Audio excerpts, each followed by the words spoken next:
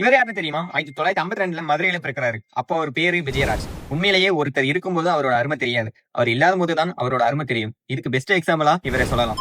School படிக்கும்போது ஹாஸ்டல்ல தான் தங்கி படிச்சுட்டு வந்திருக்காரு. வளர்ந்ததுக்கு அப்புறம் அவங்க சொந்த ரைஸ் மில்லே இவர் தான் பார்த்து வந்திருக்காரு. அதுக்கப்புறம் நடிகனா ஆகணும்னு சொல்லி சென்னைக்கு கிளம்பி வந்திருக்காரு.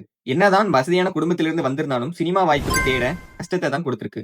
சினிமாவுக்கு ஏறாத இடமே இல்ல, பார்க்காத அசிங்கமே இல்லைன்னு ஒரு மீடியால அவரே சொல்லியிருக்காரு. ஒரு கட்டத்துல சினிமால பிரபலம் அடைஞ்சதும் படமும் ப்ரொடியூசரும் நஷ்டம் ஆகக்கூடாதுன்னு குறிக்கோளா இருப்பாரு. 2005ல அவர் தேமுதிக கட்சி ஸ்டார்ட் பண்றாரு. இவர் கட்சி ஸ்டார்ட் பண்ணும்போது ஏடிஎம்கே இல்லனா டிஎம்கே இந்த ரெண்டு கட்சி தான் மாறி மாறி ஆட்சி அமைக்கும். இந்த ரெண்டு கட்சியில இருந்து யாரு தப்பு பண்ணாலும் ஃபர்ஸ்ட் குரல் கொடுக்கறதும் கேள்வி கேட்கறதும் இவர்தான். இவர் அரசியல் வந்த நோக்கமே மக்களுக்கு நல்லது பண்ணணும் தான். அவரை பொறுத்த வரைக்கும் அவரு நல்லது பண்ணணும், இல்லனா ஆட்சியில இருக்கிறவங்க நல்லது பண்ணணும். இவரை பத்தி எல்லாருமே அச்சடிக்கப்பட்ட மாதிரி சொன்ன ஒரே விஷயம் கோபம். கோபம் வந்தா உடனே காட்டிடுவாரு. இவருக்கு கோபம் வந்தா சட்டசபையெல்லாம் பார்க்க மாட்டாரு, உடனே ரியாக்ட் பண்ணிடுவாரு. இவரு வரப்போறவங்க எல்லாருக்குமே சாப்பாடு போடுவாராம். நைட் 12 மணி ஆனாலும் சாப்பாடு இல்லைன்னு சொல்ல மாட்டாராம்.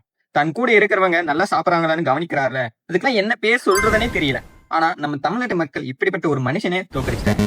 இவர் மக்களுக்காக தான் வாழ்ந்திருக்காரு. இதுதான் விஜயகாந்த். இதுதான் ஸ்டோரிஸ் பை ஜீவால இன்னைக்கான கதை.